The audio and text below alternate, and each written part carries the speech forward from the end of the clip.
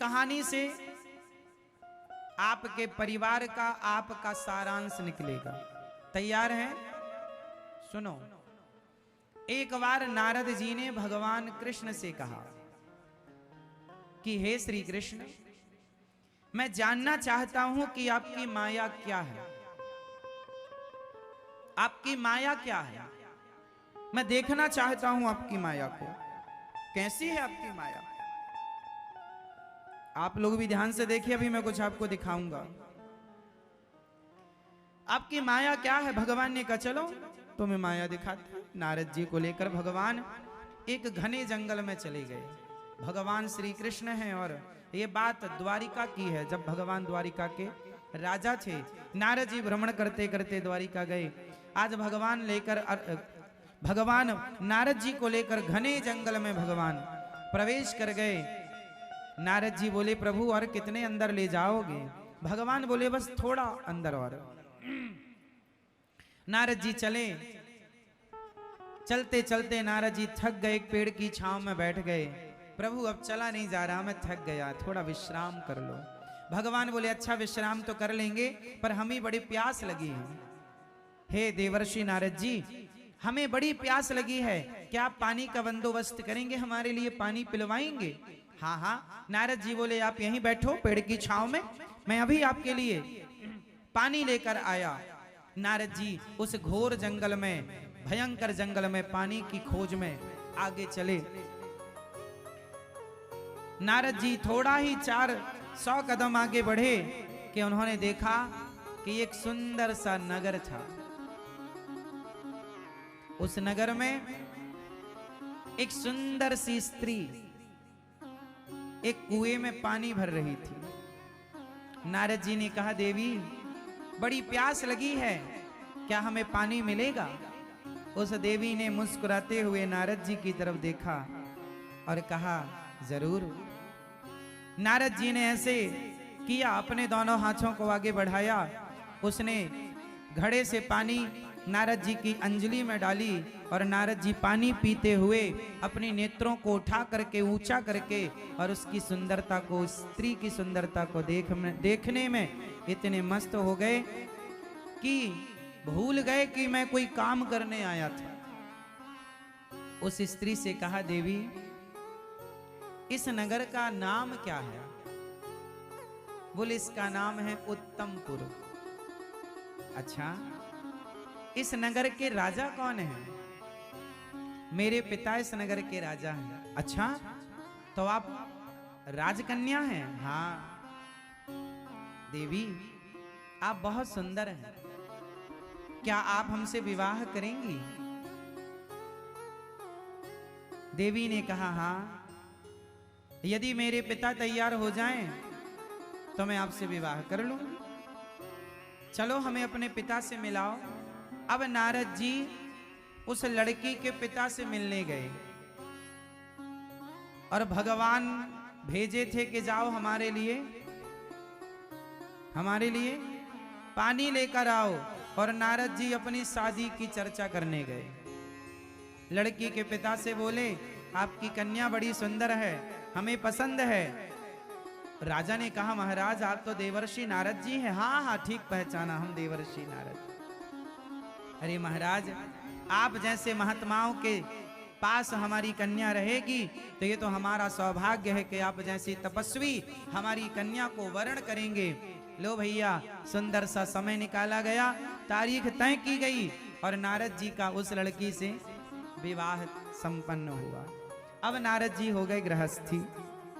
ध्यान से सुनना, नारद जी हो गए गृहस्थी और नारद जी ने गृहस्थी में रह करके बड़े प्रेम से उस नारी के संग रहकर आनंद लिया।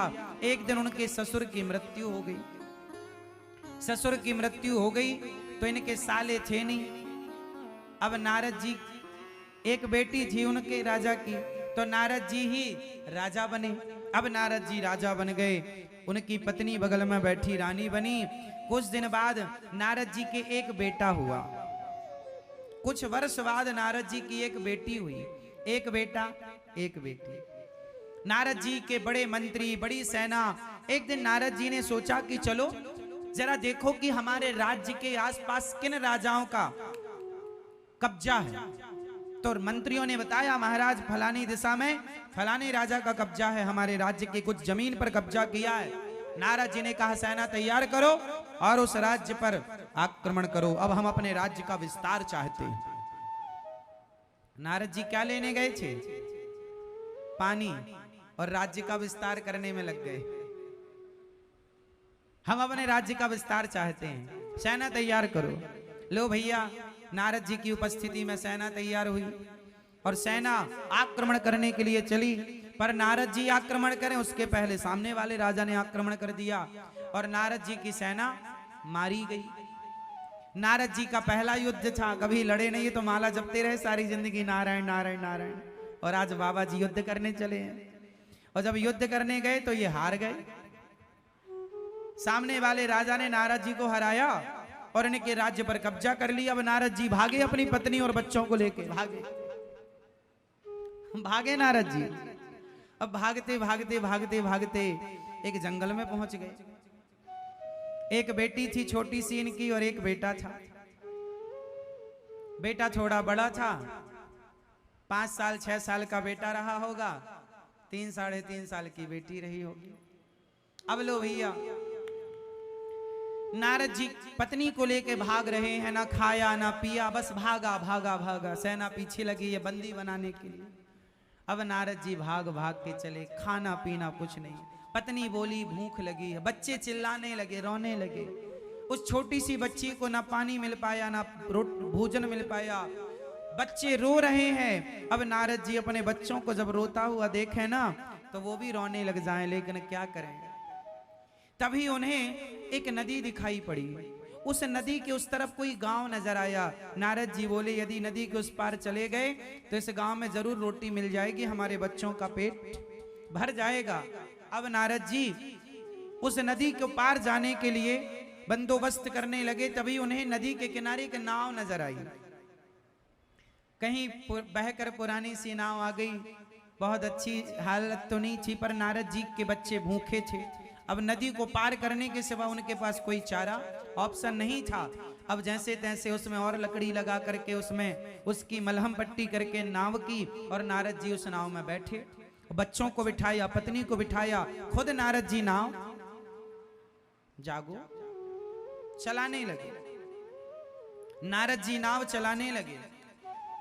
दुर्भाग्य देखिए कि जब नाव बीच भंवर में पहुंची, बीच नदी में, तो नाव में पानी भरने लगा। और जब नाव में पानी भरा तो नारद जी घबराए। पत्नी से कहा तुम्हें तैरना आता है? बोले हमें नहीं आता। अब नारद जी देख रहे हैं कि पानी भर रहा, छोटे छोटे बच्चे, 2 बच्चे, पत्नी। अब जोर कितनी नाव चलाएं, कैसे नाव चलाएं, फिर भी पानी को रोक ना पाए। और दुर्भाग्य देखिए कि नाव में पानी भर गया और नाव डूबने लगी। जब नाव डूबी तो नारद जी की पत्नी उनकी आंखों के सामने डूबने लगी, उनके बच्चे डूबने लगे, उनकी नन्ही सी बेटी पानी में डूबने लगी। नारद जी अब अपने को बचाएं कि पत्नी को बचाएं कि बच्चों को बचाएं। नारद जी तो जैसे तैसे किनारे लग गए, लेकिन बीच नदी में अपनी पत्नी को डूबता हुआ देखकर चिल्ला रहे, हे विधाता तू कितना निर्दयी है, कितना निष्ठुर है, इतना दुख दिया तूने हमें, क्या बिगाड़ा था हमने तेरा, कौन सा पाप किया था हमने जो तूने हमें इतना दुख दे दिया। हमारी पत्नी पानी में डूब गई, बच्चा पानी में डूब गया, चिल्ला रही है पत्नी बचा लो स्वामी बचा लो, पर ये असमर्थ हैं उस डूबती हुई पत्नी को बचाने में। अरे कोई तो बचाओ, कोई नहीं आया। पत्नी डूब गई, बच्चे डूब गए, तीनों की मृत्यु हो गई। और नारद जी रो रहे हैं, हे भगवान तू बड़ा निष्ठुर निर्दयी, क्या बिगाड़ा था हमने तेरा।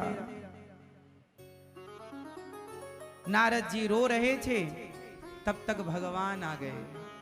भगवान ने कहा नारद जी पानी लेने गए थे, 1 घंटे से बैठे आपका इंतजार कर रहे हैं, आप लौटे ही नहीं।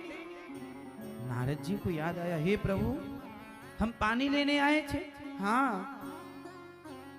नारद जी बोले हमारी पत्नी डूब गई पानी में। ना भगवान बोले पत्नी? आपकी पत्नी? आप तो अभी पानी लेने गए थे 1 घंटा पहले, 1 घंटे से हम ही आपको ढूंढ रहे हैं। नारद जी बोले अभी 1 घंटा हुआ? हाँ 1 घंटे ही तो हुआ। बोले 1 घंटे में हमारे 2 बच्चे भी हो गए। भगवान मुस्कुराए, नारद जी यही है माया। आपने सवाल किया था ना कि प्रभु अपनी माया दिखाओ, अपनी यही है माया। जो आपका नहीं है आप उसके लिए रो रहे हैं, यही तो माया है। क्या वो पत्नी, क्या वो बच्चे, क्या वो राज्य नारद जी का था? बोलो बोलो। लेकिन नहीं था, लेकिन फिर भी उनने अपना माना और रो रहे हैं। जो आपका है ही नहीं आप उसे अपना मानते हैं। आपकी पत्नी आपकी नहीं है लेकिन आप उसे अपना मानते हैं। आपका पति आपका नहीं है लेकिन आप उसे अपना मानते हैं। आपका बेटा आपका नहीं है लेकिन आप उसे अपना मानते हैं। आपका शरीर, बेटा पत्नी छोड़ो, ये शरीर आपका नहीं है लेकिन आप इसे अपना मानते हैं। ये शरीर आपका था तो आंखों में कम दिखने लगा, रोका क्यों नहीं? कानों में कम सुनाई पड़ने लगा, रोका क्यों नहीं? शरीर बुढ़ा हो गया, रोका क्यों नहीं? आपका नहीं था लेकिन आप मानते रहे, यही तो माया है ईश्वर की। मम माया दुरत्तया, आपका कुछ भी नहीं है संसार में लेकिन सबको आप अपना मानते हैं। भगवान आपके अपने हैं लेकिन आप उन्हें अपना नहीं मानते, यही तो माया है। माया का पर्दा पड़ने से सब अपना सा दिखाई पड़ता है बट होता कुछ नहीं है अपना। यही माया का स्वरूप है। यही ये कहानी सिर्फ नारद जी की नहीं, आपकी, हमारी, हम सब की कहानी। हम सब वो व्यक्ति हैं जो संसार में आए थे। नारद जी आए थे पानी खोजने, जल की खोज करने, जल लेने, उलझ गए। आप भी आए थे संसार में भगवान को पाने, आप भी तो उलझे पड़े हैं। आप कौन से नहीं उलझे? आप भी तो नारद जी की तरह रो रहे हैं। लेकिन आपका ये रोना सच्चा है कि झूठा है? बताओ। नारद जी का रोना सच्चा था कि झूठा था? जोर से, जोर से, और जोर से बोलो।